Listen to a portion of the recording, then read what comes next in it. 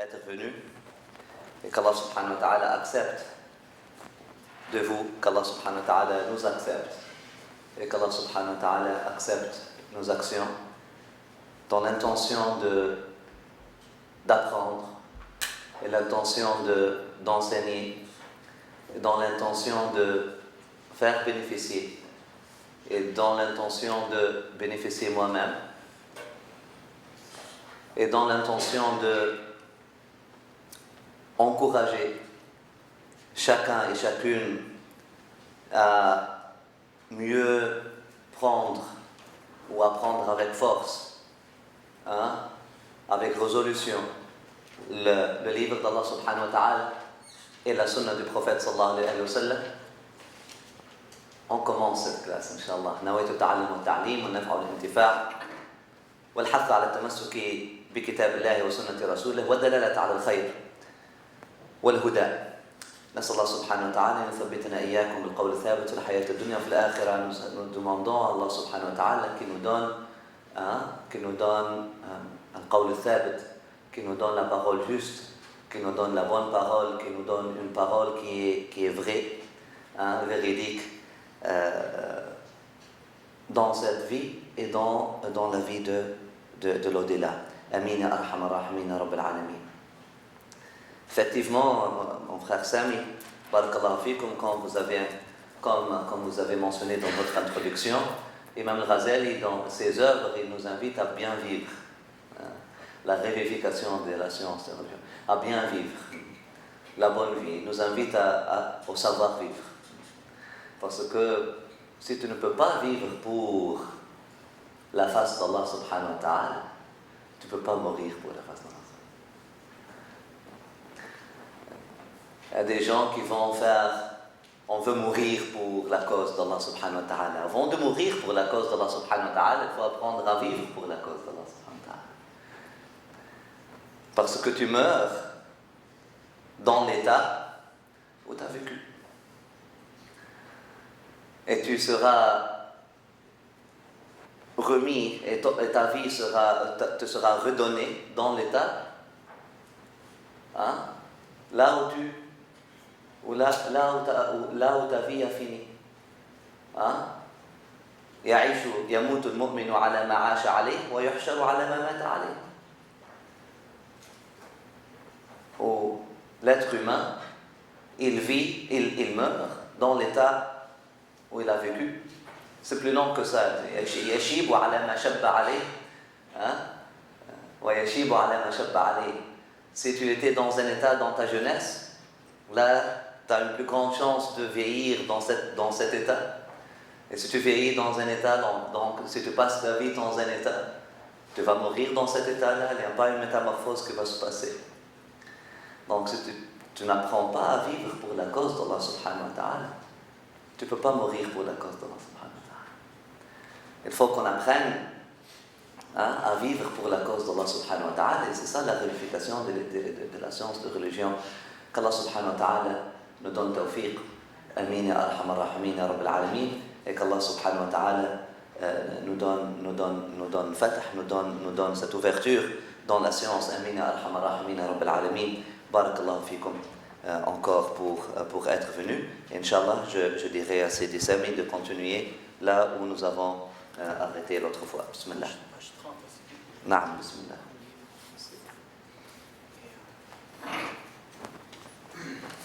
Il fait au chapitre 1, l'excellence du savoir. Et il fait il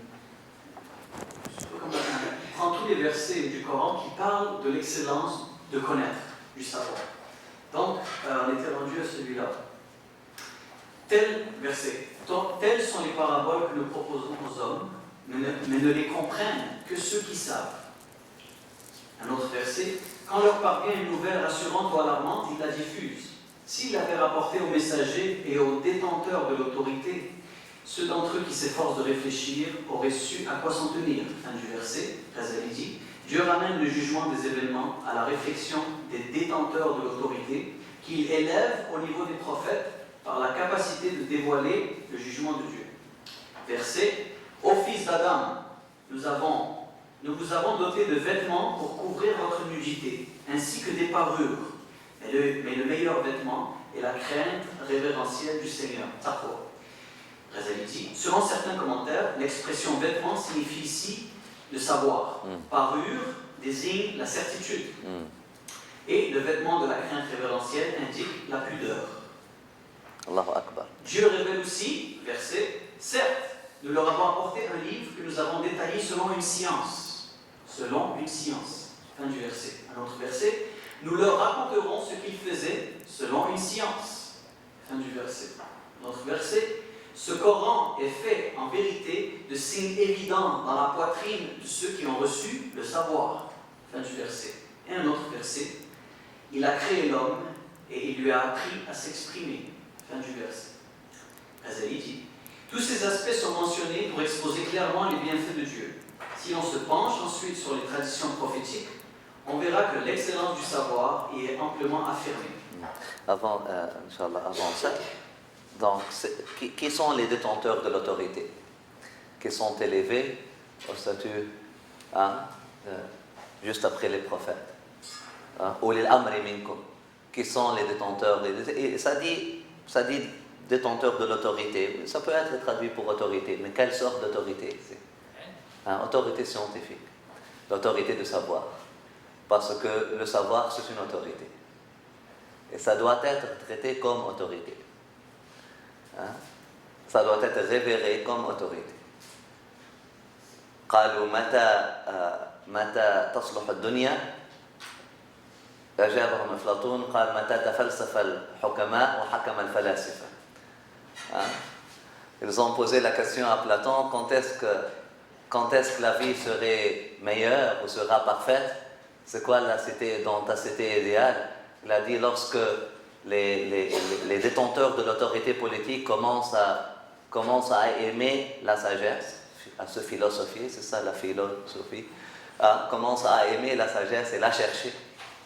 Et lorsque ceux qui sont sages deviennent détenteurs de l'autorité, pas nécessairement l'autorité politique, pas nécessairement l'autorité politique, mais de l'autorité, donc ils ont une autorité. Il y a une histoire, Imam Ali, Zayn al-Abidin ibn al-Hussein, alayhim salam Allah ajma'in, on parle de Ali, le fils de Hussein, le fils de Ali et de Fatima, la fille du prophète sallallahu alayhi wa sallam. Il était jeune, et puis il a vécu dans la période de royauté. Il ne faut pas dire khilafa. Khilafa, c'est quelque chose de plus sacré. C'est la période de royauté de Hisham, le roi Hisham, le roi Umayyad Hisham, le fils du roi Umayyad Abd al-Malik, le fils du roi, Umayyad Marwan, le fils Ibn al-Hakam, le fils de l'ennemi du prophète sallallahu alayhi wa sallam, le plus farouche, al-Hakam ibn al-As.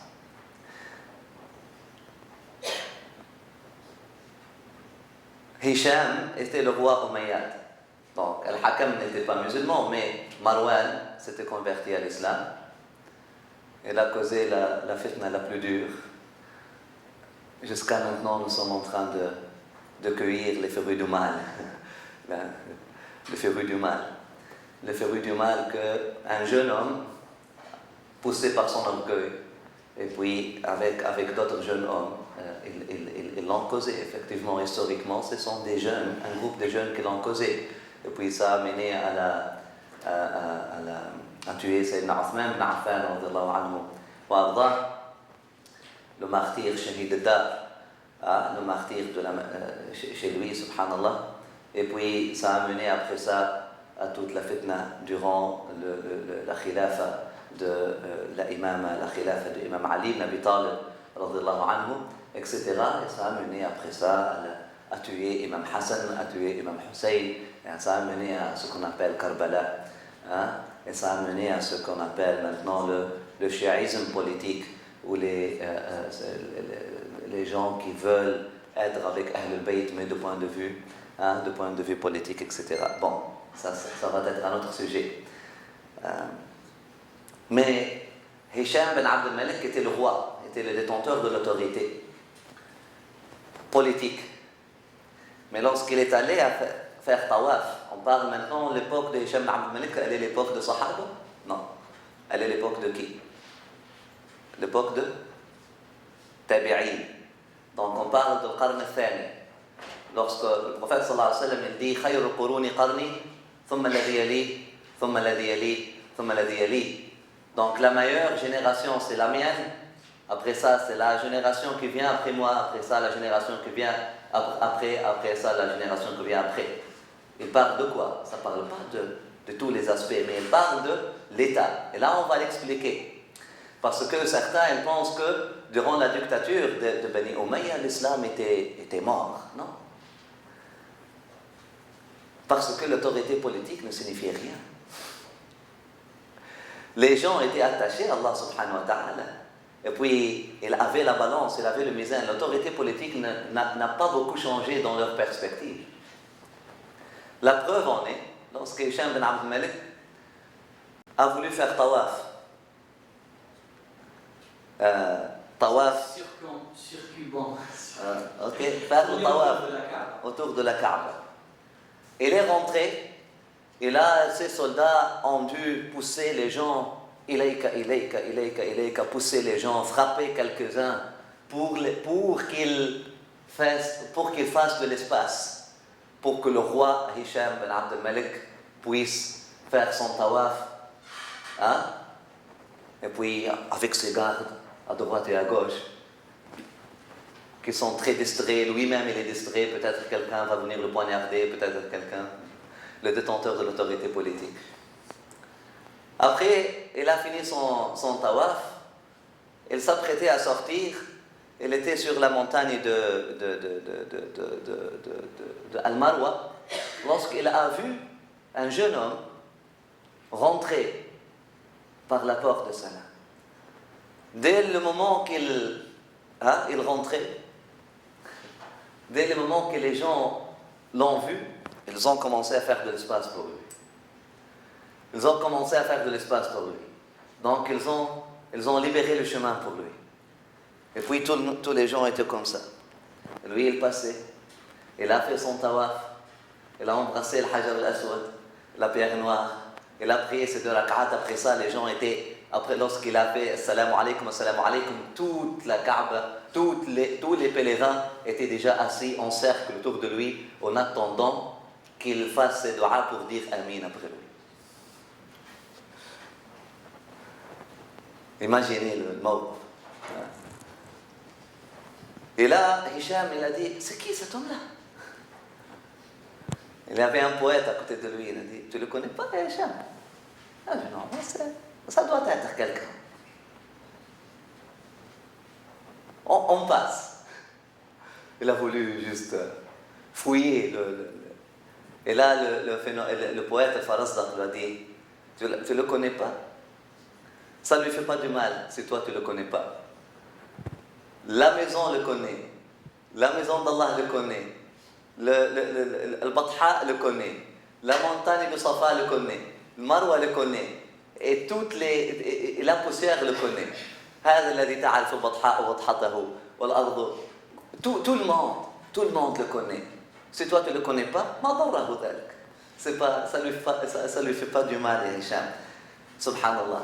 C'était Ali Zayn al-Abidin lorsqu'il rentrait. C'est pour dire que Ali Zayn al-Abidin, son père a été tué, oui, par les autorités politiques, mais qui avait l'autorité morale? Qui avait l'autorité scientifique? C'est la famille du prophète sallallahu alayhi wa sallam. Et c'est ça ce que le prophète sallallahu alayhi wa sallam a dit. Les prophètes ne donnent pas, ne transmettent pas une autorité politique ou une autorité financière, mais ils transmettent une autorité scientifique. Al-ulama warathatul anbiya. Les savants sont les vrais héritiers des prophètes. Et c'est ça notre maslak, notre manhaj ahl sunnah wal jama'a. C'est ça comment on aime Ahl al-Bayt. Tu veux aimer Ahl al-Bayt? C'est l'autorité du savoir. Cherche l'autorité du savoir. aime ceux qui ont l'autorité de savoir. Vois en Ahl al-Bayt, dans la maison du prophète sallallahu alayhi wa sallam, l'autorité de savoir, pas l'autorité politique. L'autorité politique, c'est une autorité éphémère. Hein? Si on peut l'appeler autorité. L'autorité politique ou l'autorité financière, elle n'a d'autorité que sur ceux qu'Allah subhanahu wa ta'ala, que sur ceux qui n'ont pas dans leur cœur l'autorité d'Allah subhanahu wa ta'ala. Les ignorants. Mais ceux qui ont le savoir, la hukma illa lillah. Dans ce sens-là, la hukma illa lillah. Il n'y a d'autorité que pour Allah subhanahu wa ta'ala, sur nous. Hein?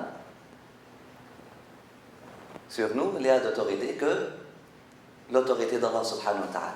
Donc lorsqu'on lit le verset « Ulil amri wa ati'u Allah wa rasula wa ulil amri minkum » et ceux qui ont « Wa law radduhu ila Allah wa rasuli wa ila ulil amri minhum » les détenteurs de l'autorité, c'est l'autorité du savoir, c'est l'autorité scientifique. Et lorsque les savants n'ont pas d'autorité, la société est corrompue. Le prophète sallallahu alayhi wa sallam a dit, si dans le petit groupe, si on a un groupe de personnes de 5 plus, on l'appelle qawm déjà, son qawm. Si dans ce groupe de gens, il n'y a pas un parmi eux qui est aimé, respecté pour son autorité de savoir, parce qu'il est aimé et respecté. Hein?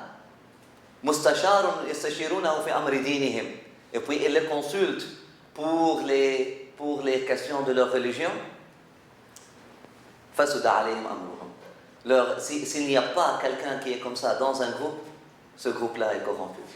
Subhanallah. Donc, qu'Allah subhanahu wa ta'ala nous donne tawfiq pour apprendre et pour connaître qu'est-ce que c'est l'autorité. Qu'Allah subhanahu wa ta'ala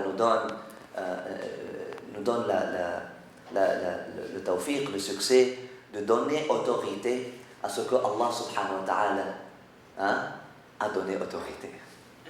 Hein? Et à voir grand ce qu'Allah subhanahu wa ta'ala voit grand. Voir petit ce qu'Allah subhanahu wa ta'ala voit petit. Qu'Allah subhanahu wa ta'ala nous donne le succès de peser les choses avec la balance divine, pas avec la balance de nos propres passions. Amin arhamar rahimin rabbil alamin. Continue.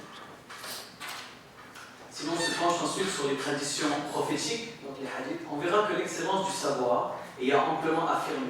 Voici des paroles du prophète sallallahu alayhi wa sallam rapportées à ce sujet.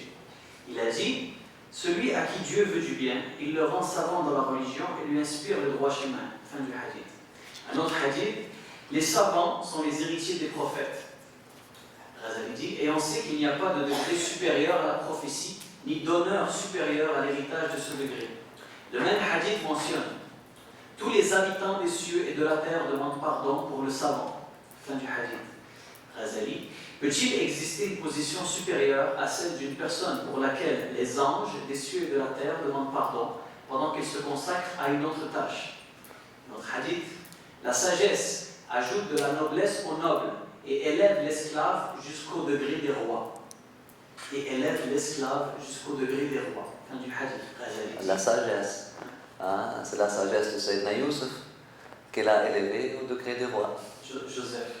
Sayyidina Youssef, Ibn Yaqub, Ibn Ishaq, Ibn Ibrahim. Il a été vendu comme esclave en Égypte. Allah subhanahu wa ta'ala l'a élevé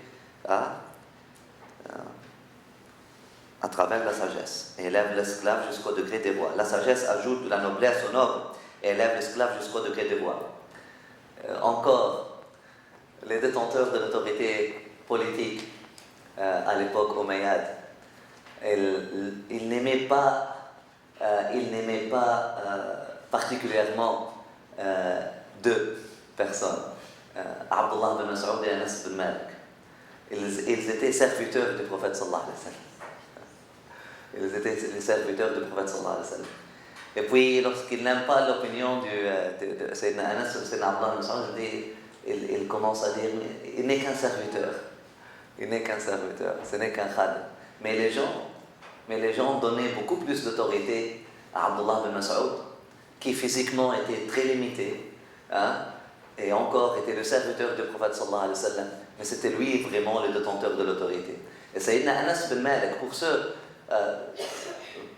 peut-être plusieurs d'entre vous, si vous n'êtes pas, si vous ne connaissez pas beaucoup l'histoire, vous trouvez peut-être ça, vous aurez besoin de plus d'informations, mais j'ouvre des parenthèses comme ça, et puis vous pouvez poser des questions après, on peut avoir des discussions après, mais certains d'entre vous, ils ont lu l'histoire. Donc pour démystifier ce que nos frères du clan chiite, par exemple, disent, tout était corrompu à l'époque des Umayyads, etc., mais c'est pas vrai.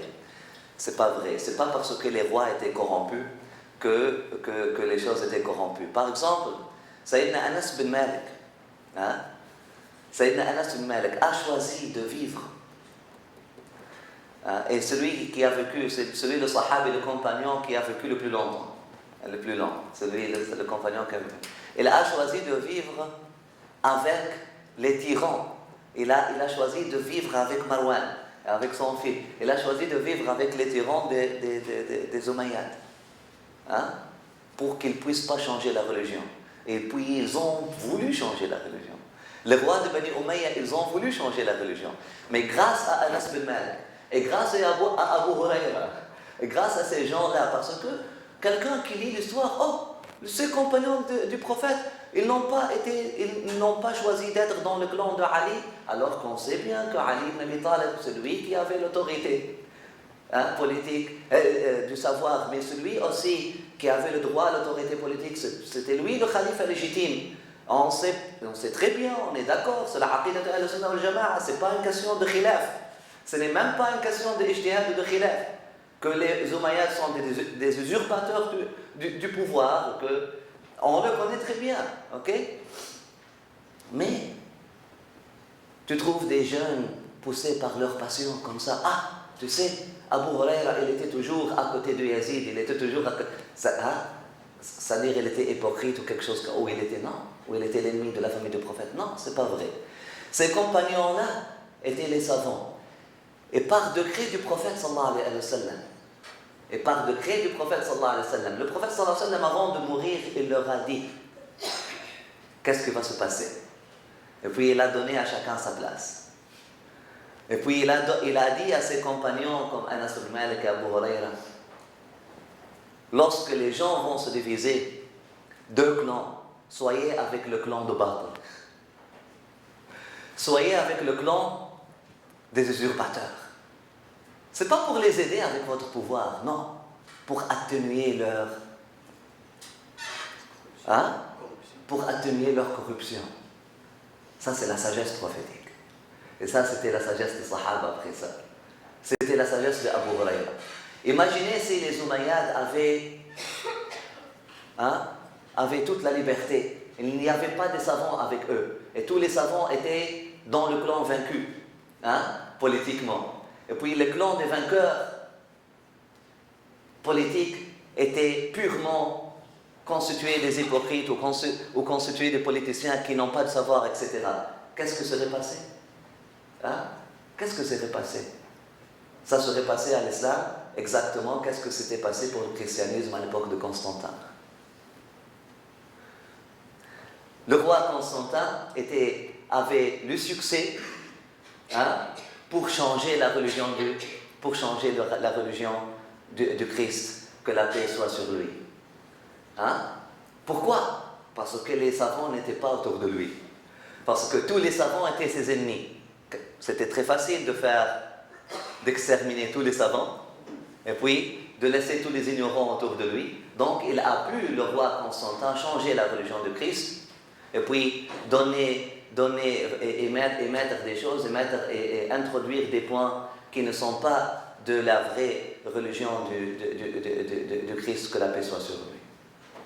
La même chose serait passée, ou serait possible à l'époque des Umayyads si des savants comme Abu Huraira, comme Sayyidina Anas bin Malik radhiyallahu anhum wa ardahum n'étaient pas dans le clan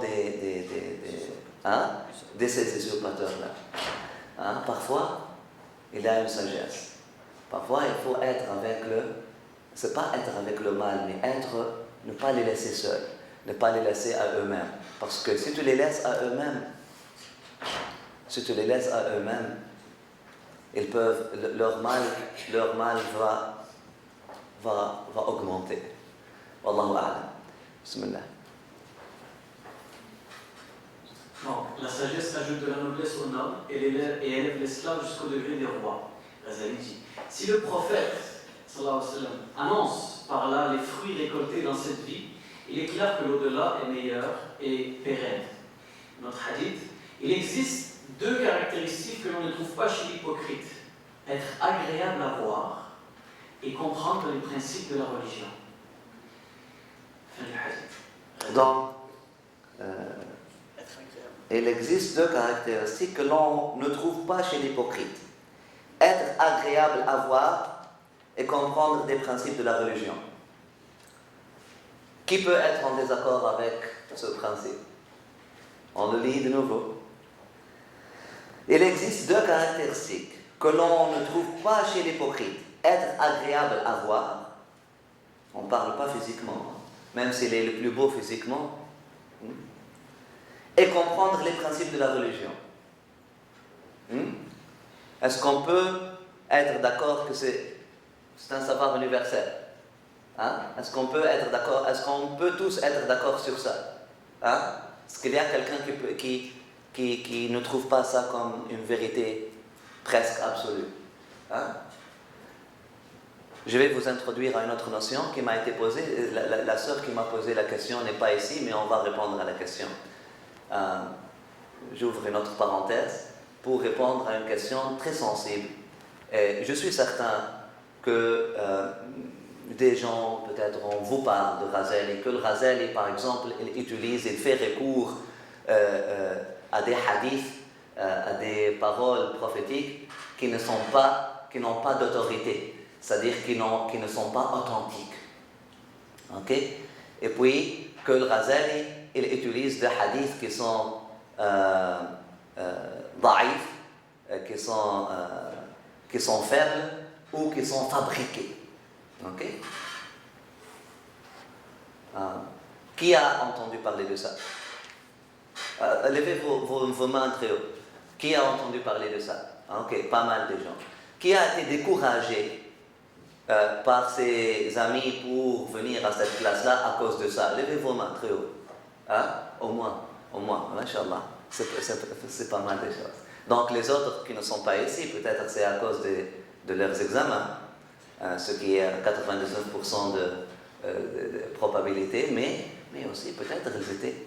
Donc il faut poser des questions, c'est pour ça que nous avons dit il n'y a pas un crime plus grave que sortir avec une question qui n'est pas répondue.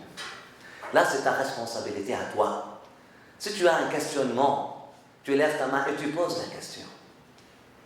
Tu désertes pas la classe. Et j'utilise le mot déserter. Je vais te donner. Et j'utilise le mot déserter. Pourquoi déserter? Parce que ça se peut que c'est ça ton jihad. Apprendre à vivre pour la cause d'Allah subhanahu wa ta'ala. C'est ça le jihad. C'est ça le vrai jihad. C'est ça le vrai jihad. Se combattre l'ignorance. Se combattre l'illusion, c'est ça le vrai jihad. Et là tu désertes. Juste à cause d'une illusion ou un doute ici ou là. Non, pose une question. Et puis, attends pour avoir la réponse. Et troisièmement, prie. Sois sincère en posant la question et prie pour que celui que tu lui poses la question ait le succès pour pouvoir te répondre la bonne réponse. Ne pose pas des questions juste pour poser des questions. As-su'al nisful ilm. Poser des bonnes questions, c'est la moitié de la science. Savoir demander, savoir poser des questions, c'est déjà la moitié de la science. Et l'autre moitié de la science, c'est dire je ne sais pas. Donc, si lorsque tu ne sais pas, tu admets que tu ne sais pas, tu as déjà la moitié de la science. Et là, si tu vas demander pour la réponse, tu as déjà l'autre moitié Là, tu as toute la science avant même d'avoir l'information. Là, tu maîtrises, tu as la science avant même d'avoir l'information. Parce que, mes chers frères et sœurs, la science, ce n'est pas de l'information. On a parlé l'autre fois, la science, ce n'est pas de l'information. La science, c'est de la formation. La science, ce n'est pas de l'information. Ce n'est pas des informations ici et là que tu peux voir, que tu peux collecter, que tu peux voir, que tu peux chercher partout. Non. La science, c'est quelque chose qui rentre dans nous. C'est pour ça qu'il y a ces versets et ces hadiths, mes chers frères et sœurs. Sinon, ça ne fait pas de sens. Pourquoi cette noblesse-là? Cette noblesse-là serait absurde à donner à quelqu'un qui peut juste lire un livre. Tu peux avoir ce degré juste à côté des prophètes, juste en lisant un livre, juste parce que tu as une mémoire plus bonne que la mienne. Non, ça serait absurde. Ça serait absurde. Non, ça serait absurde. Là, je reviens à la question. Après ça, je vous passe la parole, mon frère. Là, je reviens à la question. Oui, effectivement. Vous, sans doute, vous avez entendu parler des gens qui vous disent Al-Ghazali, c'est un soufi. Et le soufi, c'est un groupe des innovateurs. Et même le cheikh qui est en train d'enseigner le cours d'Imam Ghazali, lui-même, c'est un soufi. Et les soufis sont des innovateurs. Là, on va parler du tasawwuf et du soufisme plus tard. Mais maintenant, on va parler de quelque chose de plus scientifique qu'on appelle les traditions prophétiques. Démystifier, qu'est-ce que ça veut dire un hadith fabriqué? Okay? C'est une mauvaise traduction de ce qu'on appelle mawdou'a. Mawdou'a ne veut pas dire fabriqué. Parce que lorsqu'on entend fabriquer, on a peur. Oh, wow. Il y a des conspirationnistes qui sont en train de fabriquer des hadiths juste pour changer la religion du prophète. Surtout si on vient d'un héritage chrétien, là on a mis dans notre tête déjà la vraie religion du Christ a été changée à cause des gens qui ont fabriqué des textes, etc. Là on devient paranoïaque. Et là, ça suffit d'écouter le mot hadith fabriqué pour que le cœur ferme, les yeux ferment, la raison ferme, tout se ferme. Là, je vous dis tout de suite que le hadith que nous avons cité, il existe deux caractéristiques que l'on ne trouve pas chez l'hypocrite. Être agréable à voir et comprendre les principes de la religion, c'est un hadith, entre guillemets, fabriqué. Et là, on était tous d'accord que c'est une vérité absolue. Là, on va parler, qu'est-ce que cela veut dire? On va démystifier tout ça, Inch'Allah, et prier pour moi, qu'Allah subhanahu wa ta'ala nous donne son assistance. Je n'ai pas mes idées lucides et arrangées aujourd'hui, et qu'Allah subhanahu wa ta'ala nous donne l'assistance pour bien expliquer ça. On va revenir. Vous avez voulu? En fait, juste par rapport au hadith fabriqué, Oui. par exemple, on pourrait les comparer à certains versets. Effectivement, c'est ça ce qu'on va faire, c'est ça. Donc, on va parler tout d'abord, qu'est-ce qui fait d'un hadith mawdou'a? Qu'est-ce qui fait d'un hadith? Pourquoi les savants d'un hadith? Salam alaikum. Le frère, oui. Est-ce que ta question est en lien avec ça ou? Oui. Ok, bismillah, je n'ai jamais entendu. Sans Wallah al-Wahid al-Ahad, sans rien, sans exagération. Si quelqu'un qui est loin, qui commence à peine son chemin, qui est loin à cause de ses faiblesses, qui est limité à cause de ses faiblesses, à cause de ses péchés, à cause de... est-ce qu'il peut trouver beau quelqu'un qui est rendu très loin dans le chemin? Ça dépend, mon frère. C'est là vraiment commencer le chemin. Si son cœur est viré même un seul degré vers la vérité, s'il a un seul degré d'amour pour la vérité, Allah subhanahu wa ta'ala va absolument embellir et faire beau dans ses yeux ses bien-aimés. Un degré, atome de sincérité. Parce que Allah subhanahu wa ta'ala a fait en sorte que ceux qui sont rendus loin sur le chemin sont les Ara'is al-Rahman, sont the brides, comment dire les brides? Brides. Les fiancés. Fiancés, mais. Hein? Brides, la arousse. Les mariés, mais c'est pas pour faire marier. C'est ça la question. Je cherche, je connais marié, je connais fiancé, mais je cherche quelqu'un qui est un mot comme bride. Hein? Les élus, mais les plus belles choses qu'Allah subhanahu wa ta'ala a choisies. Hein? Comme les étoiles. Les étoiles sont très loin, mais quelqu'un qui cherche son chemin, au Benajmi hum yahtadun. Quelqu'un qui cherche son chemin, oui, l'étoile du Nord, elle est très loin de toi, tu ne peux pas la toucher. Hein? Aras. On va trouver, peut-être le français a quelque chose qu'on a pas. Tu cherches comme des étoiles qui brillent. Et puis là, si tu as un degré d'amour, tu demandes, Ya Allah, guide-moi vers ceux qui me guident à toi. Et ça, c'est un dua. J'encourage tout le monde à le faire. Oh Allah, guide-moi à ceux qui me guident à toi.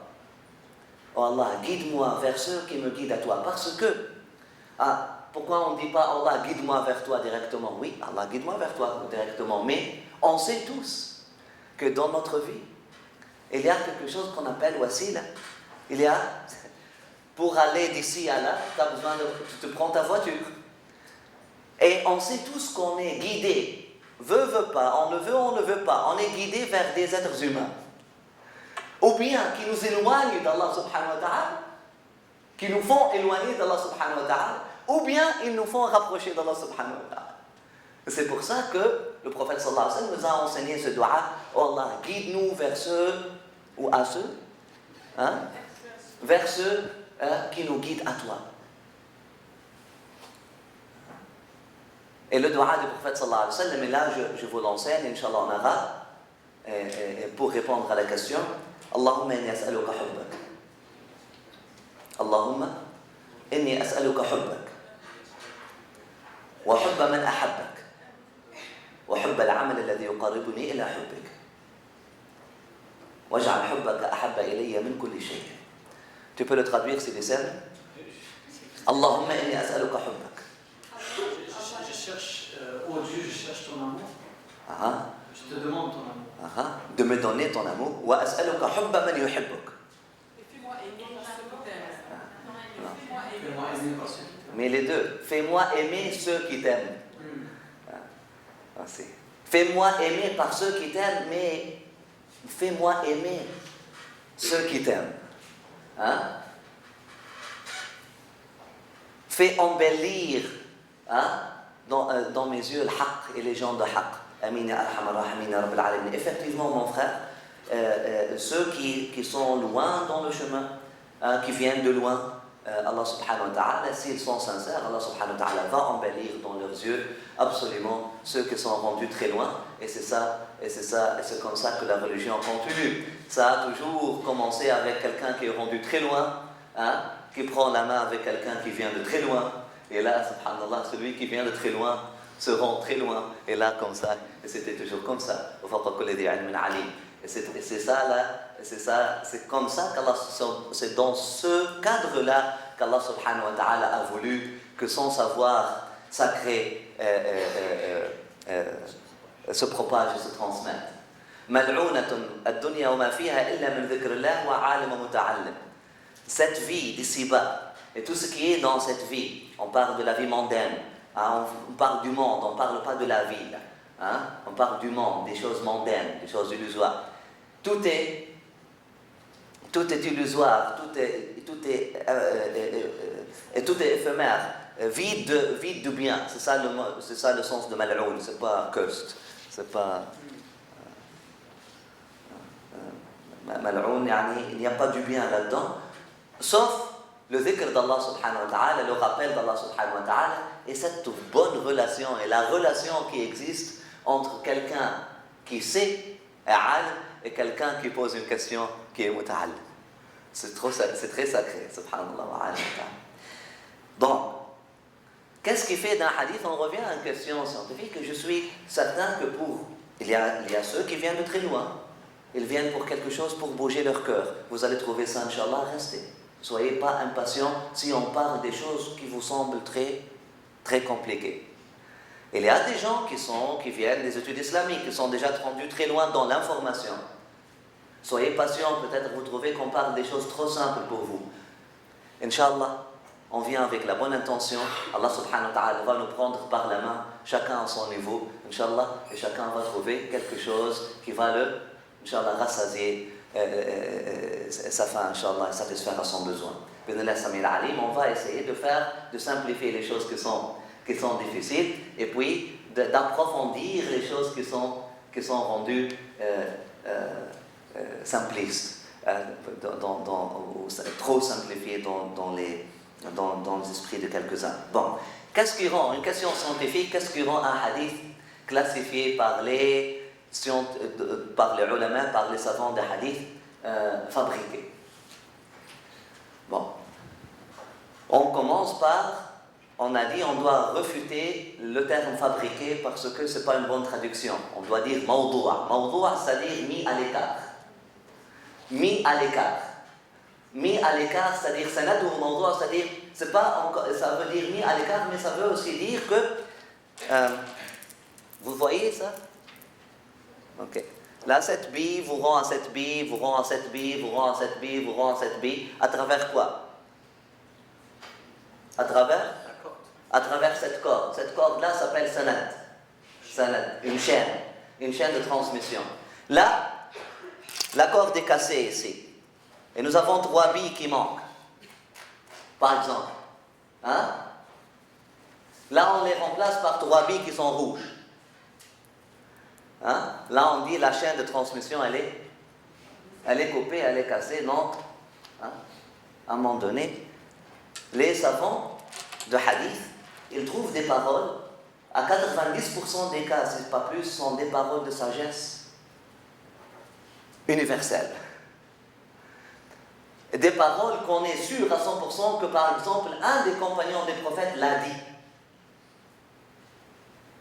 Rendu à un des compagnons des prophètes, comme Ali, comme Abdullah ibn Mas'ud, comme Anas ibn Malik, on est sûr et certain qu'ils l'ont dit. Ah, sauf que les gens après, tellement ils ont aimé cette parole-là, tellement ils ont trouvé la beauté dans cette parole-là, ils ont imaginé que ça doit être le prophète qui l'a dit, et puis par erreur, ils ont commencé à dire le prophète a dit, le prophète a dit, le prophète a dit. Alors que nous ne sommes pas certains, nous avons, scientifiquement parlant, avec la science de hadith, il y a une science qui peut authentifier le hadith. Donc la science est une science orale, donc on doit savoir ce hadith-là c'est selon la narration d'un tel, qu'il a entendu d'un tel, qu'il a entendu d'un tel, qu'il a entendu d'un tel, qu'il a entendu du prophète sallallahu alayhi wa sallam. Là, souvent, nous avons des choses comme le hadith que Sami l'a mentionné tout à l'heure, Man arafa nafsa faqad arafa rabbah. Qui se connaît soi-même connaîtra son Seigneur. C'est un hadith aussi. Selon les savants de hadith, ils le classifient ou bien mawdou', mis à l'écart, ou bien faible. Alors, est-ce qu'il y a quelqu'un dans cet univers, musulman ou pas musulman, qui peut dire quelque chose à l'encontre de cette parole-là? Celui qui se connaît soi-même connaîtra son Dieu. Tu peux connaître rien sans te connaître toi-même. Hein? Les bouddhistes ont l'équivalent, les chrétiens ont l'équivalent, les juifs ont l'équivalent. C'est plus que œcuménique, c'est universel. C'est universel. Alors que nous n'avons pas une chaîne certaine et sûre pour dire que, oui, selon la narration ou l'autorité de tel compagnon, selon l'autorité d'un tel compagnon, le prophète sallallahu alayhi wa sallam a sûrement dit ça. Hein? On ne peut pas le dire. Parce que on n'est pas certain. Là, ça peut devenir daïf, ça peut même devenir on est presque certain que ce n'est même pas une parole prophétique, donc c'est mis à l'écart, donc c'est une parole. Mais est-ce que ça veut dire que lorsqu'on nous dit « Ah, ce hadith-là est, entre guillemets, fabriqué », est-ce que cela veut dire qu'on doit fermer nos yeux et nos esprits pour ne rien prendre de ce hadith-là? Non. À 90% des cas, ce sont des principes universels. Oui, le prophète sallallahu alayhi wa sallam peut-être ne l'a pas dit, mais les compagnons l'ont dit. Et les compagnons, s'ils l'ont dit, ils l'ont dit de quoi? Ils ont tiré leur savoir de qui? Est-ce que le savoir qu'on tire du prophète sallallahu alayhi wa sallam est seulement un savoir verbal? Hein? Est-ce que les prophètes étaient juste des machines d'enregistrement? Est-ce que l'islam est venu pour fabriquer des robots ou des êtres vivants? C'est la sagesse prophétique. C'est comme la pluie. Ça fait grandir l'arbre du compagnon. Et ce compagnon-là donne des fruits. C'est pour ça que nous avons Nahj al-Balagha, nous avons les paroles de sagesse de Imam Ali. C'est quelque chose qui fait éblouir. Qui fait éblouir l'esprit. Oui. Alaykoum salam. Par rapport à ça, si par exemple le prophète ne l'a pas dit, oui. Ce ne serait pas apporté un faux témoignage? Ce ne serait pas apporté un faux témoignage qui est péché majeur aussi? Non.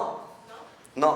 Si tu le connais, si tu es un savant de hadith et tu connais dans al-hadith, tu connais, si tu es un savant de hadith, et tu connais qu'il y a ijma'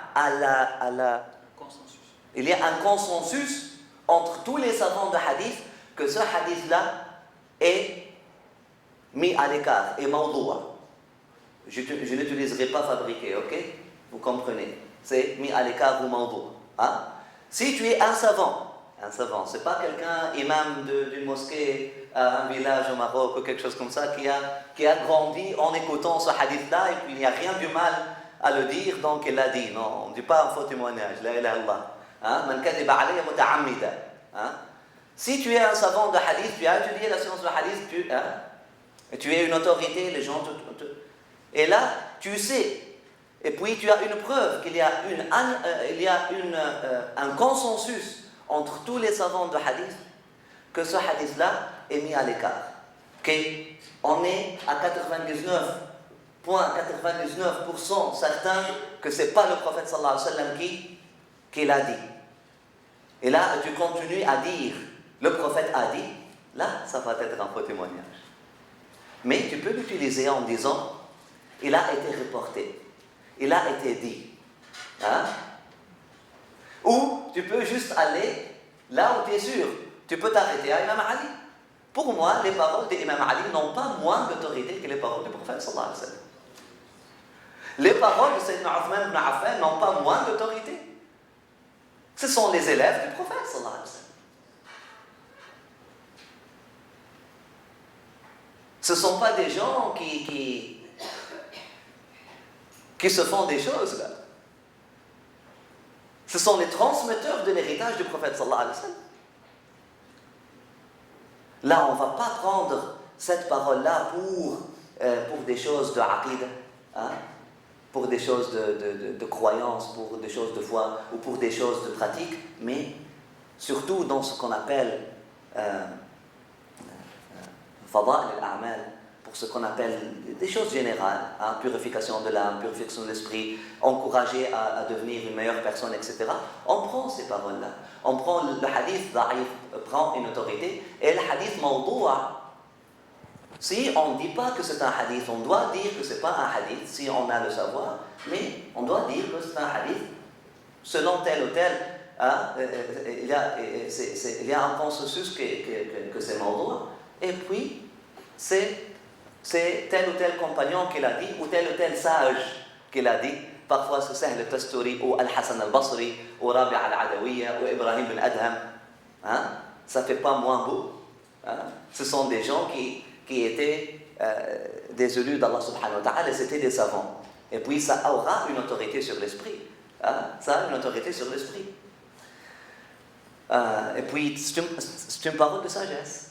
On ne doit pas se limiter aux paroles de sagesse du prophète sallallahu alayhi wa sallam seulement. On peut prendre les paroles de sagesse de tous les prophètes, on peut prendre les paroles de sagesse de tous les sages, musulmans et même non musulmans. C'est une parole de sagesse universelle. Et là, j'ai dit quelque chose, s'il y a un consensus. Parfois, il n'y a pas un consensus. Parfois, tu trouves Al-Albani, par exemple, qui est un savant de hadith syrien, qui est devenu l'autorité pour l'Arabie saoudite moderne, etc., pour tout le courant de pensée là-bas. Il te dit que ce hadith-là n'a pas une autorité, c'est un hadith qui est faible, ou c'est un hadith qui est fabriqué. Tu trouves Al-Ghumari,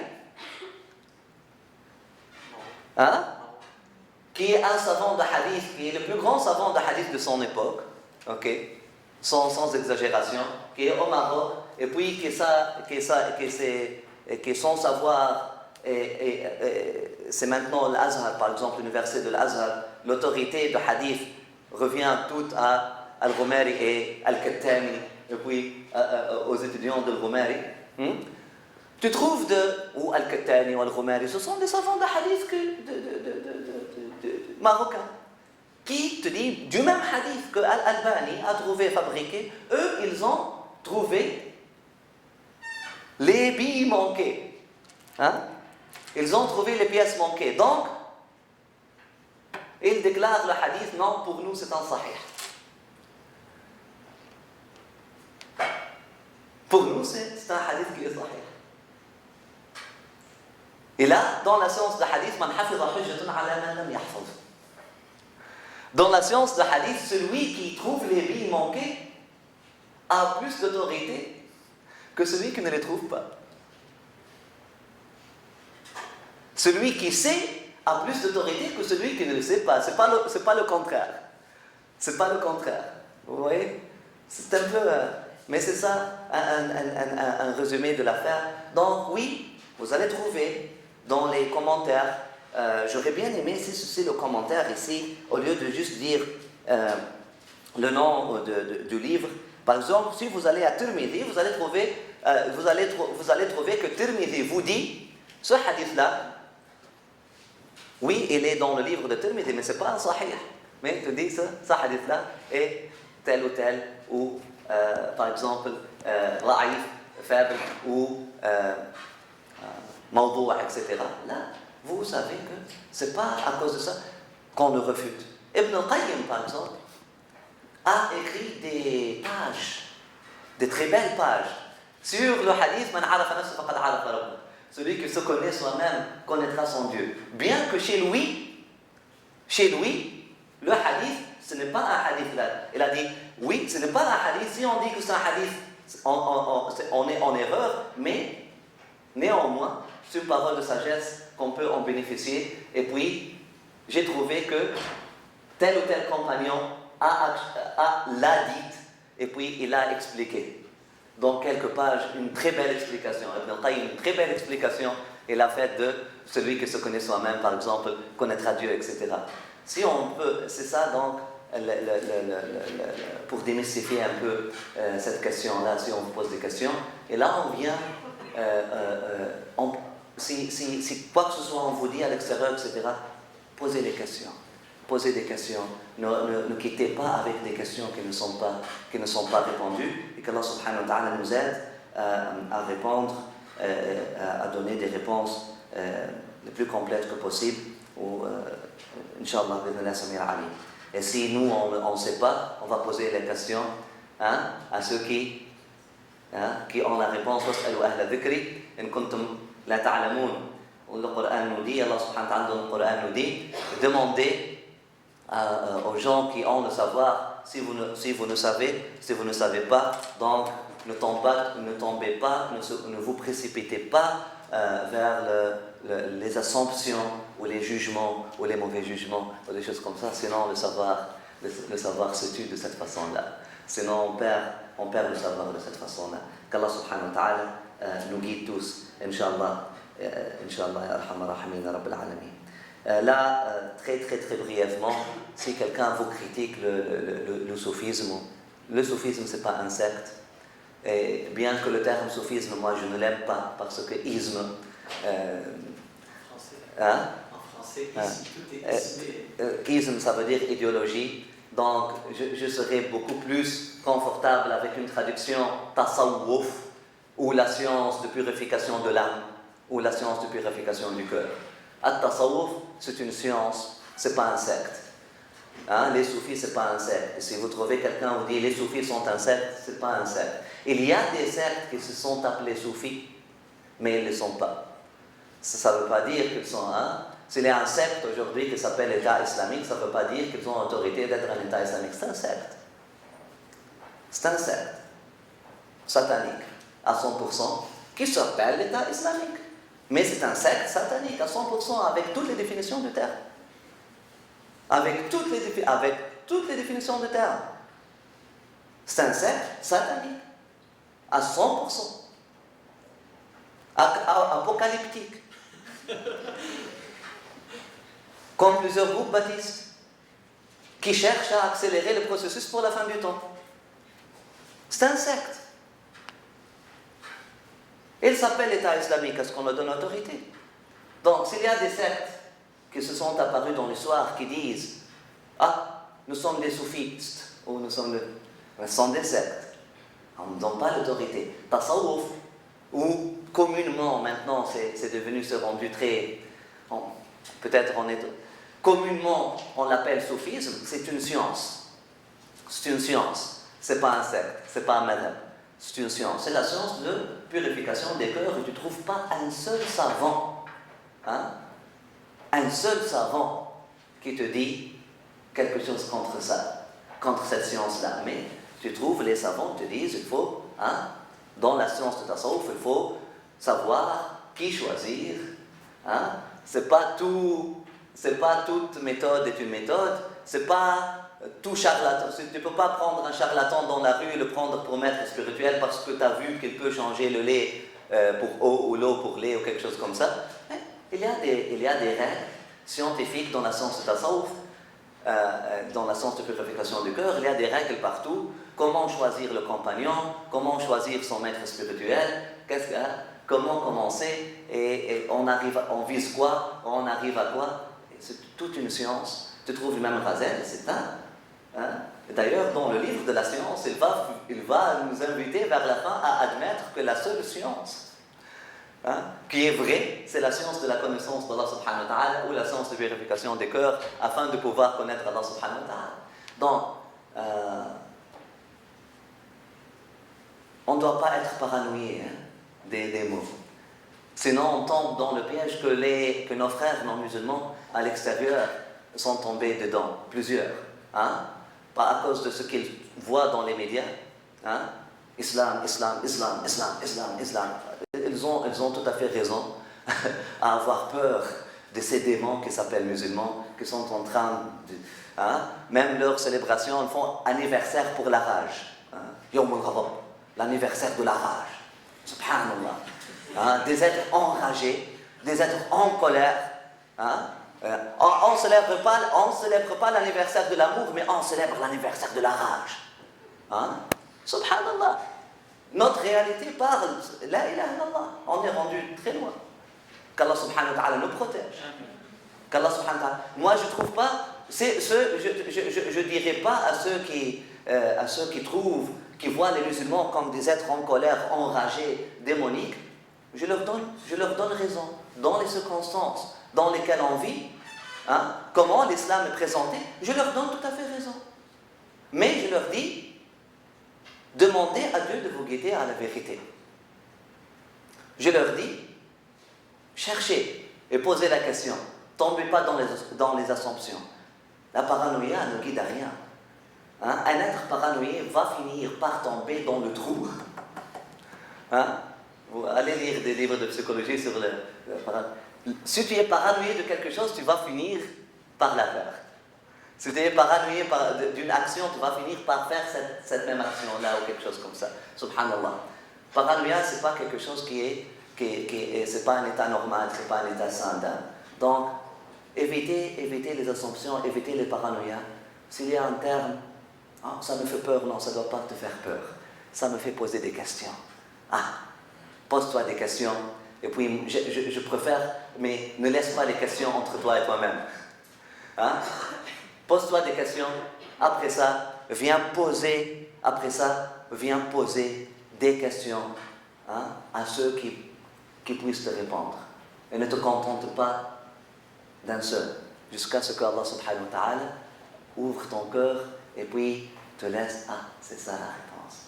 C'est ça la réponse. Et là, Allah subhanahu wa ta'ala nous guide, qu'Allah subhanahu wa ta'ala nous guide tous. Amin ya arhamar rahimin, amin ya arhamar rahimin, ya rabbal alamin. Wa sallallahu wa sallam wa baraka ala sayyidina Muhammad wa ala alihi wa ashabihi tayyibin tahirin. Il est 4h35. Nous avons dit que la dernière demi-heure va être pour les questions. J'ai déjà pris 1 heure pour répondre aux questions qui ont été posées l'autre fois. Si vous voulez, je laisse la décision à Sidi Sami. S'il veut continuer un autre 15 minutes, une autre 15 pour 15 minutes pour le cours, après ça 15 minutes pour les questions, ou bien si on laisse cette session-là, juste session des questions-réponses, je suis confortable avec ce qui vous rend confortable. Je propose 15-15, 50-50. Comme ça, tout le monde est content. Est-ce que ça va? Ça va? 15 minutes. Bismillah, tfadal. Donc, il existe 2 caractéristiques que l'on ne trouve pas chez l'hypocrite. Être agréable à voir et comprendre les principes de la religion.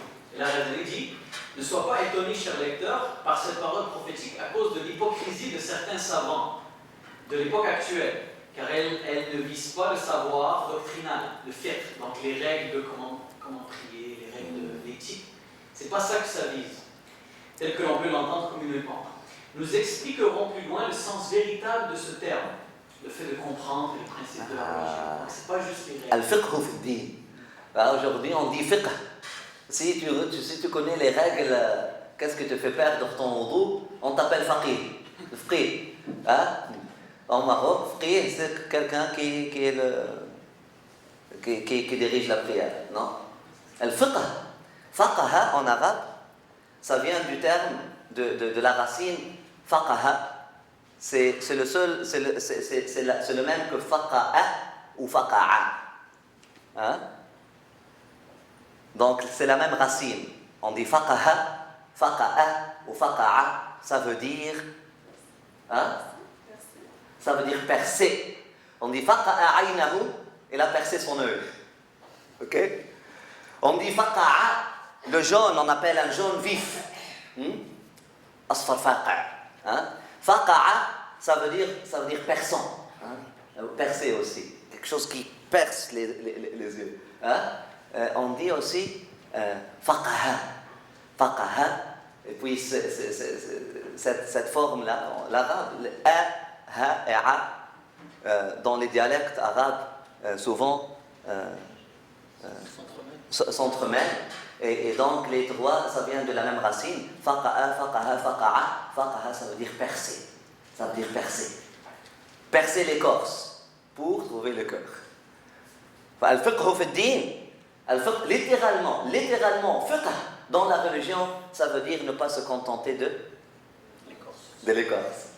Littéralement, le sens littéral du mot fiqh, ça veut dire s'approfondir, percer et trouver le secret de la religion. Hein? Trouver le bâton de la religion. Trouver le secret de la religion et ne pas se contenter de la forme de la religiosité. Hein? Al-fiqh fi din. C'est pour ça que tu trouves dans Ihya Ulumuddin, Imam Ghazali, il t'enseigne Asrar al-Salat, les secrets de Salat. Asrar al-Sawm, les secrets du jeûne. Tu trouves un autre livre de Ihya Ulumuddin, Asrar al-Hajj, les secrets du pèlerinage. Hein? Ce n'est pas les formes, les secrets du pèlerinage. Donc il parle des formes, mais il te dit pourquoi ces formes-là. Hein? Toute forme dans la religion de l'islam, hein, a un bâton. Toute forme, elle n'est pas pour rien. Elle n'est pas pour rien. C'est très, très, très, très, très profond. Et le jour où tu connais c'est quoi pas le symbolisme, mais c'est quoi le secret de prosternation. Parce que le symbolisme, c'est un niveau, mais le secret, c'est encore plus profond. Hein? Le symbolisme de la prosternation, c'est quelque chose, mais le secret de la prosternation, c'est encore plus riche, c'est encore plus profond. Hein? Mais même au niveau du symbolisme, ta vie avec la prière change, avec ta salat change. Que dire si tu perces et puis si tu trouves les secrets de la prosternation? Le secret de la prosternation, un autre fabriqué, une autre parole qui a changé ma vie. Et puis celui qui me l'a reporté comme étant un hadith, alors que je ne l'ai jamais rencontré après ça comme étant un hadith. Néanmoins, j'ai continué de laisser cette parole-là comme guide. Et je prie Allah subhanahu wa ta'ala qu'il me donne tawfiq pour l'appliquer un jour. Et la seule raison de ma vie, Wallah al-Wahid al-Ahad, par Allah, je vous jure, en attendant un moment comme ça. Cette personne illettrée en Tunisie m'a dit, Ya Walidi, oh mon fils, si le cœur se prosterne à Allah subhanahu wa ta'ala, il ne pourra pas se lever après ça. Mais il me l'a dit comme le prophète a dit. Si le cœur arrive à se prosterner, t'as faim? Est-ce que vous pouvez comprendre ça? Est-ce que vous pouvez faire bouger vos cœurs avec ça? Hein? Si le cœur arrive à se prosterner,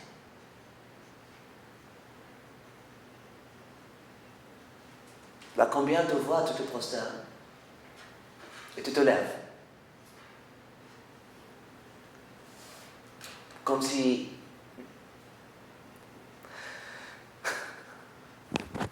ce n'est rien qui s'est passé, comme si c'était une gymnastique.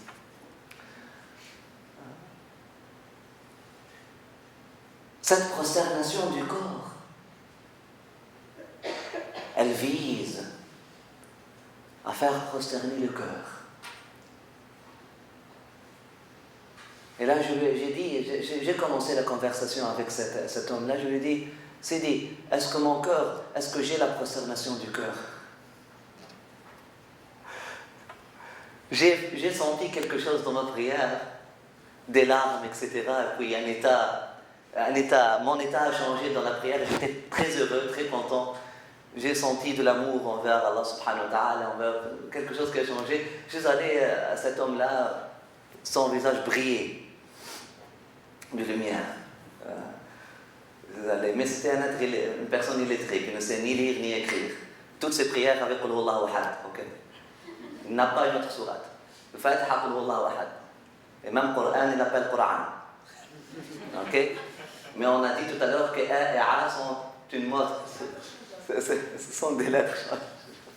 Wallah al-Wahid. Allah subhanahu wa ta'ala, j'étais loin. Mais Allah subhanahu wa ta'ala a fait en sorte que je vois les gens qui sont rendus très loin. Et ne pas m'arrêter sur les apparences. Et je suis allé à cette personne-là, Wallah subhanallah. Et la première fois dans ma vie que j'ai embrassé la main de quelqu'un qui n'est pas ma mère ou mon père, et j'ai embrassé sa main, je lui ai dit, Sidi, j'ai une question pour toi. Il a dit, Allah yafaqhak, Allah yatik, Allah yazidik, Allah yanourik. Mais Sidi, est-ce que j'ai la prosternation du cœur? Est-ce que tu peux voir dans mon cœur si mon cœur est en état de prosternation? Un fou de 19 ans pose une question comme ça. Et là, il m'a dit, il était silencieux pour Allahu A'lam combien, mais c'était comme des heures pour moi. Mais après ça, il m'a dit, Walidi, j'ai regretté avoir posé une question comme ça. J'ai senti, juste après avoir posé la question, j'ai senti que j'étais arrogant. J'ai compris, c'était arrogant. C'est arrogant de poser une question comme ça. Je l'ai regretté, mais elle dit, Walidi, si le cœur se prosterne, il ne se lève jamais après ça. Si le cœur arrive à se prosterner, il ne pourra pas se lever après ça.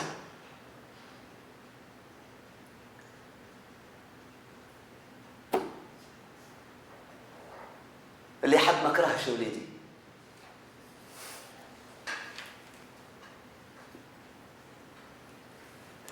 Celui qui peut aimer ne peut pas haïr après ça. Celui qui tombe en amour ne peut pas haïr après ça. اللي حب ما كرهش يا وليدي. القلب إذا ركع ما رفع. يا وليدي القلب إذا ركع ما رفع. ولا القلب إذا ركع ما قدر يرفع. ما رفع. القلب إذا ركع ما رفع. واللي حب ما كرهش. Parole de sagesse. Une personne, je ne connais même pas son nom. Je ne l'ai pas vu après ça. Le cœur, lorsqu'il se prosterne, ne peut pas se lever après ça. Et celui qui tombe en amour ne peut pas haïr après ça. Hein? Le vrai amour, hein? Tu n'étais pas d'accord, tu n'es pas d'accord. Bismillah, pourquoi? Quand on dit, je veux dire en arabe, ça peut être très bien. Aïwa. L'être humain peut être toujours, sa situation peut Effectivement. changer du jour au lendemain. Effectivement. Mais ça, c'est un état, hein? Ça, c'est un état transitoire. Tu es dans cet état transitoire jusqu'à ce que tu arrives à un état de rusukh. Allah subhanahu wa ta'ala parle de ceux ar-rasikhuna fil ilm. Mais ça, c'est pour les savants. Oui, c'est ça ce qu'on parle. Effectivement, c'est ça la prosternation. C'est pour ça, lui, il m'a donné cette réponse. Hein? Et moi, j'étais dans un état comme l'état dont tu décris. Un état, effectivement, que j'ai perdu quelques minutes après. Un état que j'ai perdu juste après avoir posé la question. Ou peut-être avant même de poser la question, parce que j'étais arrogant en posant la question. Peut-être que je ne l'avais même pas. C'était juste une illusion. Mais c'était beau. C'était beau. Hein? Mais lui, il me parle. Ah, c'est quelque chose de très haut, mon fils. La prosternation du cœur. C'est une station de très élevée. Hein? C'est une station très élevée. Et même ceux qui se rendent à cette station très élevée, ma chère sœur, leur prière de chaque seconde, Allah ne nous fait pas perdre cet état-là. Et c'est pour cette même raison qu'ils ne perdent pas. Parce qu'ils ne se sentent jamais en sécurité. On a parlé de ça avant. Hein? Le plus que tu connais Allah subhanahu wa ta'ala, le plus de peur. Mais ce n'est pas la peur qu'on connaît aujourd'hui. Hein? Ce n'est pas la peur du chien ou la peur de l'étranger. Non. La peur de révérence. إنما يخشى الله من عباده العلماء. Le plus que tu connais Allah subhanahu wa ta'ala, et du changement brutal de l'état d'âme, etc. فَلَا يَأْمَنُ مَكْرَ اللَّهِ إِلَّا الْقَوْمُ الْخَاسِرُونَ. Sauf ceux qui sont perdants peuvent se sentir en sécurité du makr d'Allah subhanahu wa ta'ala, c'est-à-dire peuvent se sentir en sécurité du changement brutal de leur état d'âme. Combien de fois on a vu quelqu'un qui était dans un état subhanallah, et puis il le perd tout de suite après, en un clin d'œil. C'est pour ça, le plus connaissant d'Allah subhanahu wa ta'ala, c'est qui? Hein? Rasulullah sallallahu alayhi wa sallam, qu'est-ce qu'il dit? Ya hayyu ya qayyum, ya hayyu ya qayyum, ya hayyu ya qayyum, برحمتك أستغيث ومن عذابك أستجير أصلح لي شأني كله ولا تكلني إلى نفسي. Ne m'abandonne pas à moi-même pour un clin d'œil. Et dans une autre narration, ولا أقل من ذلك, même pas moins que ça. Parce qu'en un clin d'œil, ton état d'âme peut changer. Tu peux passer de Siddiq à Zindiq ou de Zindiq à Siddiq. Un clin d'œil. Sayyidina Isa alayhi salam Allah. Notre maître, Isa, Jésus, que la paix d'Allah subhanahu wa ta'ala, le salut d'Allah subhanahu wa ta'ala soit sur lui, sur notre prophète Mohammed sallallahu alayhi wa sallam, et sur tous les prophètes d'Allah. Et là, c'est notre prophète sallallahu alayhi wa sallam qui nous raconte une histoire. Il a dit, mon frère Jésus, marchez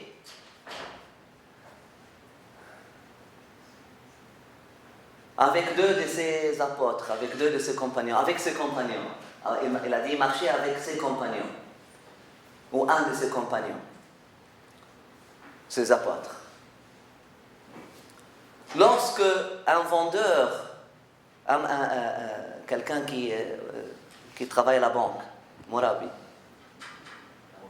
Quelqu'un qui fait l'usure, qui vit de Un usurier. Hein? Usurier. Lorsqu'un usurier ou je ne sais pas, ou quelqu'un qui prélève les taxes. Hein? Huissier ou quelqu'un qui prélève les taxes, quelqu'un que son métier c'est un usurier ou quelqu'un qui prélève les taxes. Ce sont les deux métiers les plus haïs et les moins nobles. Hein? Les moins nobles. Quelqu'un qui, dans la vie, parce que dans le contexte hein? Chez les Romains, tu comprends? Hein?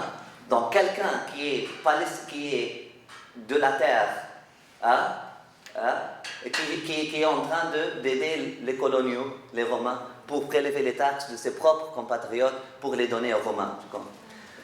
Lorsque quelqu'un qui est dans cet état-là, qui vient de très loin, a vu Sayyidina Isa en marchant avec ce compagnon, il a dit il était attiré à la beauté de quelqu'un, de celui qui marche très proche de Sayyidina Isa. Il a dit la ilaha illallah. Regarde mon état et regarde son état. Regarde là où je suis, regarde là où il est. Et là, son état d'âme a changé. Il a dit, Wallah, je vais marcher derrière lui. Je vais fermer ma boutique et je vais aller marcher avec eux. Et là, il s'est précipité, il a fermé sa boutique et il est allé marcher avec eux. Et là, en marchant avec eux, il est venu juste à côté de cet apôtre-là, que lui, il a aimé beaucoup. Il a aimé le visage, il a vu la lumière sur le visage, etc. Hein? Le compagnon qui avait dans sa main les choses, la tasse pour le prophète, le plus proche, le serviteur. Et là, dans le même instant, Shaitan a dit quelque chose à l'apôtre et l'ange a dit quelque chose à l'usurier. L'ange a dit à l'usurier, tu marches à côté de lui, tu ne le mérites pas. Marche derrière lui, commence à te faire purifier par la poussière que ses pieds font soulever. Tu ne peux pas marcher à côté de lui, tu ne peux pas passer comme ça tout de suite. Marche derrière lui. Commence à te faire purifier par la poussière que ses pieds ou que ses pas font soulever. Et là, il s'est retiré. Dans le même instant, il s'est retiré d'un pas. Dans le même instant, Shaitan a dit à l'autre, qui était apôtre, lui a dit, il marche à côté de toi. Avance-toi. Laisse-lui derrière. Qu'est-ce que les gens vont dire s'ils trouvent cette filthy, ce corrompu marche à côté de toi, en train de marcher à côté de toi. Et là, dans le même instant, il a obéi. Donc, les deux ont entendu la voix le même moment. Et ils ont obéi la voix au même moment. Ils ont bougé le même moment. Un a bougé d'un pas vers l'avant, l'autre a bougé d'un pas vers l'arrière. Et là, notre maître, Jésus, alayhi salam, regarde, il a dit, il m'a été révélé que vos livres ont été changés. Tu as son passé, et tu as son passé. Continuez. Il m'a été révélé que vous avez échangé de passé tout à l'heure. Tes péchés sont les siens et tes bienfaits sont les siens. Continuez. La justice d'Allah, parce que rien ne vient de nous. Rien ne vient de nous. C'est lui qui donne. لا يدخل الجنة من في قلبه ذرة من كبر. لا إله إلا الله. لا إله إلا الله. لا إله إلا الله. qu'Allah subhanahu wa ta'ala purifie nos cœurs. Amin ya arhamar rahimin. Ya Rabb al-alamin. Amin ya arhamar rahimin. يا رب العالمين. وصلى الله وسلم وبارك على سيدنا محمد وعلى آله وأصحابه الطيبين الطاهرين. Donc, Inch'Allah, on arrête ici. Nous avons donné plusieurs définitions aujourd'hui. Ce n'est pas parce que nous n'avons pas lu plusieurs lignes. Hein? Un seul verset de ces versets-là, Sayyidina Omar al-Khattab couche chez lui pour un mois. Hein? Pour méditer sur une seule ligne des lignes que nous avons lues. La science n'est pas de l'information.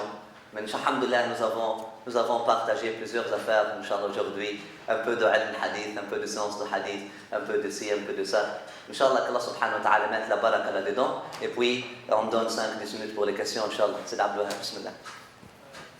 Savoir si tu peux traduire la dernière phrase qui est en arabe après l'histoire d'Israël. Alors, je l'ai déjà dit en français. Et continuez. Il a dit فَاسْتَأْنِفَ عَمَلَكُمَا. لا يدخل الجنة, excusez-moi, لا يدخل الجنة من في قلبه ذرة من كبر مثقال ذرة من كبر. Ça, c'est un hadith authentique du prophète sallallahu alayhi wa sallam, que ne rentrera pas dans le paradis celui qui a dans son cœur un atome d'orgueil ou d'arrogance. C'est-à-dire quelqu'un qui est convaincu, qui a un degré de conviction qu'il est meilleur que les autres par son propre mérite, ne rentre pas dans le paradis. La paix, bismillah. La sœur avant vous, c'est bismillah, après ça. Oui. Wa alaykoum salam wa rahmatullah. Je voudrais juste savoir, on parlait de deux caractéristiques qu'il y a pas chez les hypocrites. Quand vous dites être agréable à voir, ça vous dit quoi? Naam, être agréable à voir, ce que notre frère tout à l'heure a dit, c'est-à-dire embellir, lorsque tu es quelqu'un qui a le cœur saint, lorsque tu es quelqu'un qui cherche la vérité, tu le trouves, tu aimes le regarder. Hein? C'est ça, être agréable à voir. Tu aimes le regarder. Même si c'est quelqu'un qui est très limité ou même handicapé. Hein? Sayyidina Julaybib, كان الرسول صلى الله عليه وسلم لا يمل النظر إليه. Un des compagnons du prophète صلى الله عليه وسلم s'appelait Julaybib. Il était déformé. Scientifiquement, il était ce qu'on appelle il y a un mot qu'ils veulent éviter aujourd'hui, mais... Hein? Il était moche. Ok. Hein? C'était déformé. Il était déformé. C'était un être déformé.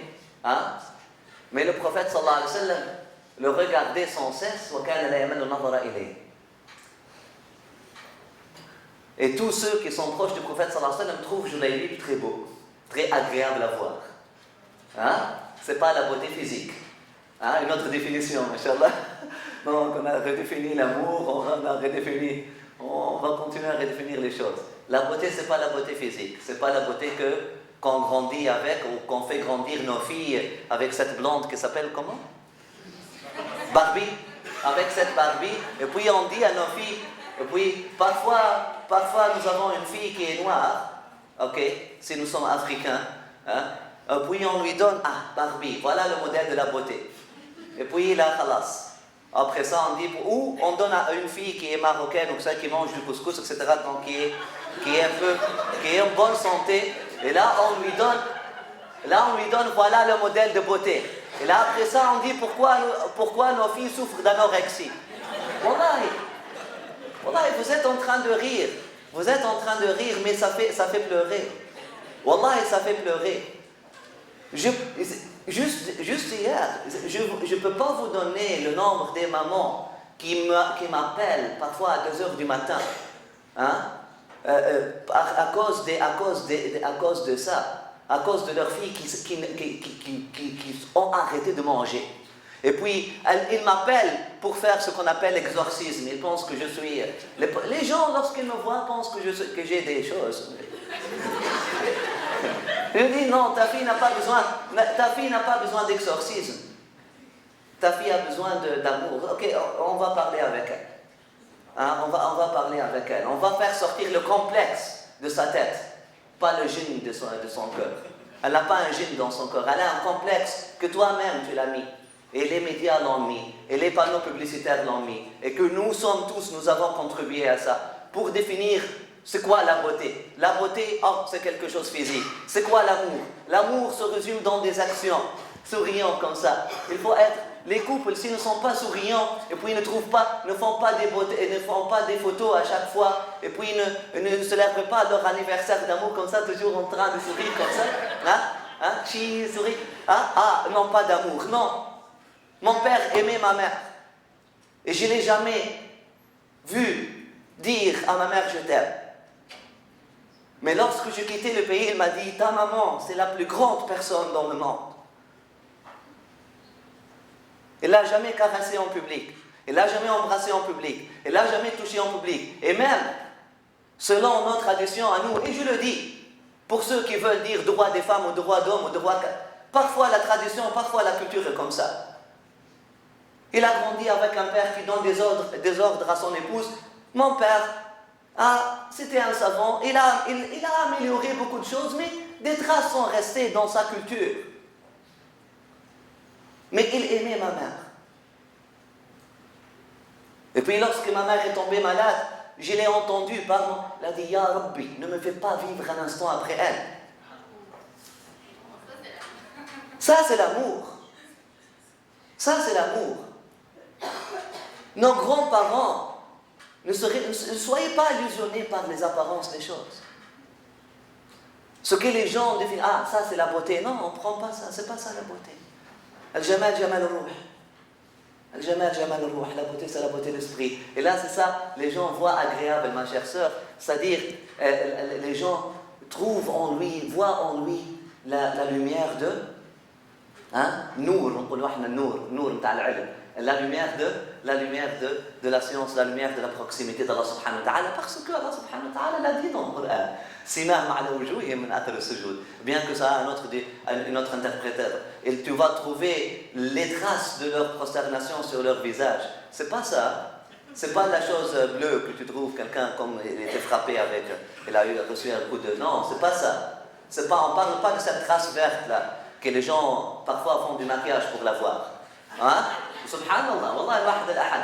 Quelqu'un, il vient tout de suite de se convertir, ou il vient tout de suite de, subhanallah, 2 mois après, sa barbe, elle est comme ça, un coup de poing, il est ici, masha'Allah, et puis il te dit, je suis le mufti du pays, la ilaha illallah, Muhammad Rasulullah sallallahu alayhi wa sallam, c'est pas ça. Sinon, la religion devient un jeu comme ça. Non, c'est pas ça. C'est une lumière subtile, là je vous dis subtile. Et ce n'est pas la lumière que nous, parce que nous avons le complexe de l'œil bleu, nous Marocains, pour nous, quelqu'un qui est blanc avec les yeux bleus, on le trouve munawwar. Quelqu'un qui est blanc avec des yeux bleus ou des yeux verts, on le trouve, wallah, il a la lumière dans son visage. Non, c'est pas ça la lumière. C'est pas ça la lumière. Wallah, la personne la plus illuminée que j'ai vue dans ma vie, c'est des Mohammed de Gambie. De Gambie. Et là, les noirs de Gambie, c'est vraiment noir. Il n'y a pas de plus noir que ça. Avec un nez qui est aftas, avec tous les caractéristiques des... le visage le plus illuminé que j'ai jamais rencontré dans ma vie. Lorsqu'on me dit, wallah, jusqu'au point lorsqu'on me dit, le prophète sallallahu alayhi wa sallam avait une attirance.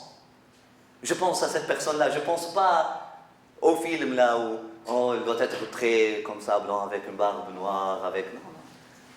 Bon, ce n'est pas la beauté là que les films nous donnent, non. C'est notre affaire. Agréable à voir, ça veut dire Abdul-Nour. Et puis l'autre chose, il a dit, il a le fiqh de la religion, et là, Imam Ghazali, il a démystifié c'est quoi le fiqh de la religion, c'est-à-dire qu'il a la compréhension des secrets de la religion. C'est pas il sait parler de la religion. C'est pas il connaît parler de Dieu. Il sait parler à Dieu. C'est pas il sait parler de Dieu. Non, mais il sait parler à Dieu. C'est pas il réussit à faire des conversations à propos de Dieu. Non, il réussit à faire des conversations avec Dieu. C'est ça celui qui a le fiqh, le vrai fiqh. Bismillah. Mais dans notre époque maintenant, oui. Comment on peut savoir si on fait partie des personnes qui sont hypocrites? Je connais un hadith, je ne sais pas si c'est un hadith ou c'est à vous de corriger.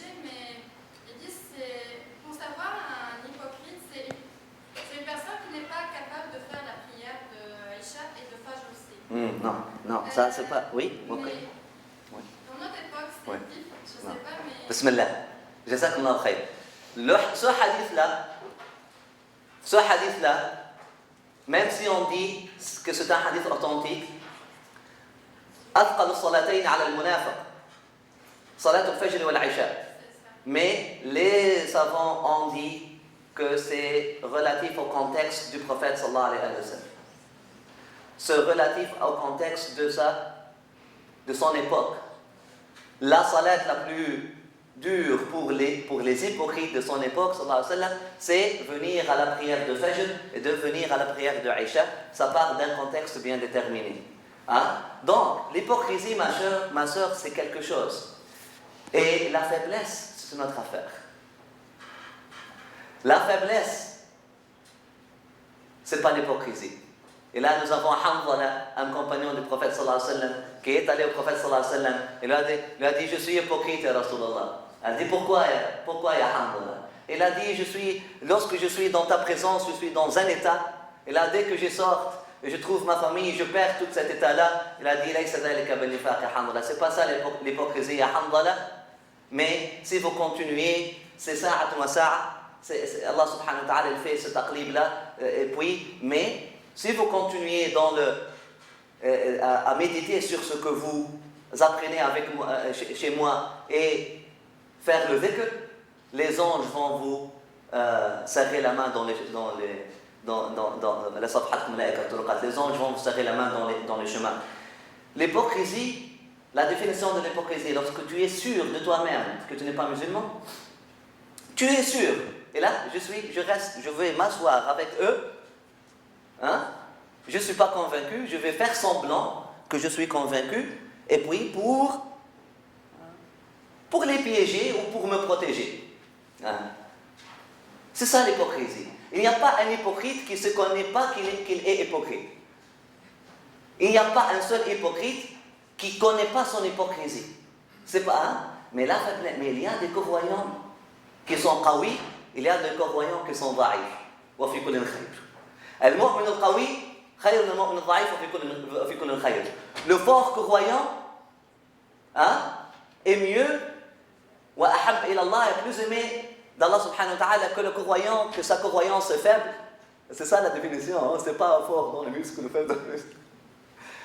Celui que sa croyance est très forte est plus aimé, plus proche d'Allah subhanahu wa ta'ala que celui que sa croyance est faible, mais dans les deux, il y a du bien, le prophète sallallahu alayhi wa sallam te dit. Dans les deux, il y a un très grand potentiel. Wa fi kullin khayr. Wa fi kullin khayr. Parce que la faiblesse dans la foi, la faiblesse, et puis ça c'est pas de l'hypocrisie. Ça c'est pas de l'hypocrisie, ça c'est de la maladie, ça c'est une faiblesse. On demande à Allah subhanahu wa ta'ala de nous donner la force. Celui qui donne la force, peut-être c'est une invitation d'Allah subhanahu wa ta'ala. Parfois Allah subhanahu wa ta'ala te rend faible pour te purifier de l'arrogance. Te rend faible pour que lorsque tu as la force, lorsque tu retrouves tes forces, tu ne dis pas, ça ce sont mes forces. Ah, ça c'est la force qui vient d'Allah subhanahu wa ta'ala.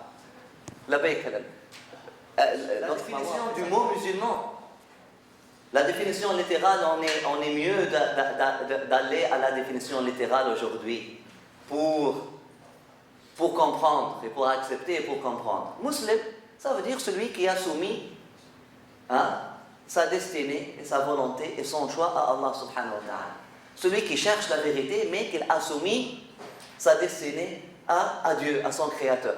Donc tout ce qu'il y a atome de ça, il est dans le chemin de l'islam. Et là, je l'ai dit l'autre fois, peut-être que ça a choqué plusieurs personnes. Il y a des gens qui trouvent l'islam dans le christianisme, ou dans le judaïsme, ou dans n'importe quelle religion, mais après ça, ou bien ça leur guide. Maintenant, l'islam, le fiqh, l'islam al-shara'i, l'islam, le prophète sallallahu alayhi wa sallam n'est pas venu avec des formes, il est venu avec le message pour renouveler cette soumission à Allah subhanahu wa ta'ala, pour réinviter les gens à se soumettre à Allah subhanahu wa ta'ala. À inviter les gens du livre à se soumettre à Allah, pas au livre. Parce qu'ils étaient soumis au livre, pas à Allah. C'est pour ça qu'il dit Ya Ahl al-Kitab. Oh, vous êtes soumis aux livres, soumettez-vous au créateur des livres. C'est pas au livre. Soumettez-vous à Allah pour de vrai. Pas à vos rabbins, pas à vos. etc. Donc, aujourd'hui, dans le contexte actuel, qu'Allah subhanahu wa ta'ala nous donne l'islam. Tout le monde, musulmans ou non musulmans. Qu'Allah subhanahu wa ta'ala nous donne l'islam. Effectivement, on ne dit pas, on utilise le terme, mais combien de musulmans ethniques aujourd'hui qui n'ont pas la soumission et combien de non-musulmans ethniques qui ont la soumission? Combien de musulmans ethniques qui n'ont pas la vérité de l'islam et combien de non-musulmans ethniques qui ont la vérité de l'islam? Et cette vérité de l'islam va le guider à la forme de l'islam. Et c'est ça qu'on va apprendre. Et c'est ça l'héritage de Ghazali. Les formes de l'islam, c'est fitra. C'est pas sophistiqué. Si tu es soumis à Dieu naturellement, tu seras penché à ces formes-là. Notre enseignant, et un des enseignants, un des plus grands savants de cette époque, Cheikh Nouh Keller, qu'Allah subhanahu wa ta'ala soit satisfait de lui, il a quelques pages, il parle de son chemin vers l'islam. Et là, il parle de sa première prosternation.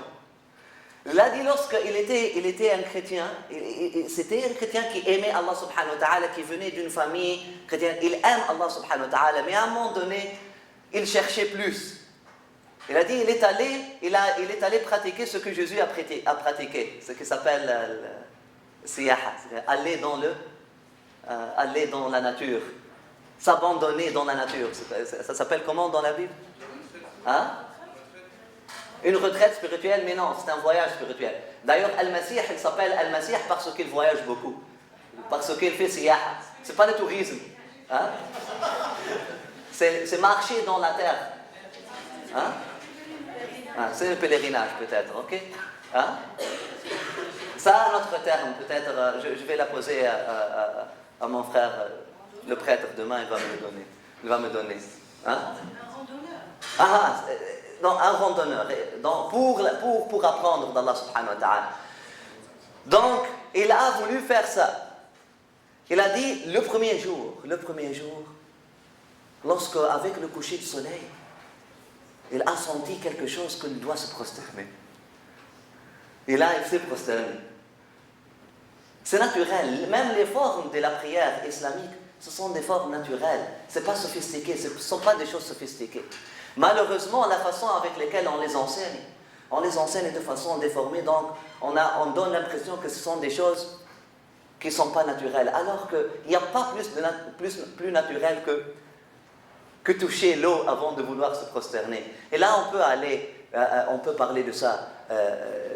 Inch'Allah, on va parler de ça un peu dans le livre de Imam Ghazali. Mais ça, ce n'est qu'une ouverture, effectivement. Il n'y a pas quelqu'un, et si quelqu'un aime Allah subhanahu wa ta'ala, il va finir par aimer Mohammed. Sallallahu alayhi wa sallam. Même s'il ne finit pas par aimer ce qu'il entend parler de Mohammed, mais il finira par aimer la réalité de Mohammed. Sallallahu alayhi wa sallam. Et là, l'imam Suyuti, un savant de l'islam, nous dit le suivant. Il a dit, il y aura des gens, dans la confusion, ils ont haï l'islam. Dans la confusion où ils n'ont pas entendu parler de l'islam. Donc ils sont Ahl Fatra. Donc ils sont ce qu'on appelle Ahl Fatra. Ils n'ont pas entendu parler du dernier message, le message de Muhammad sallallahu alayhi wa sallam, qui est la dernière, c'est pas une version, mais c'est le dernier boost, disons, spirituel pour l'humanité, pour vivre comme soumis à Allah subhanahu wa ta'ala, parce que l'islam c'est la religion de tous les prophètes. Depuis Adam jusqu'à Muhammad sallallahu alayhi wa sallam, il n'y a pas une religion en dehors de l'islam. Toutes les religions, si ce sont des vraies religions, ce sont l'islam. C'est ça, c'est la soumission à Allah subhanahu wa ta'ala. Sinon, c'est quoi la religion si tu n'es pas soumis à Allah subhanahu wa ta'ala? Oui. Juste, mais pourquoi cette définition que vous êtes en train de donner, qui Oui. est si pacifiste et si belle,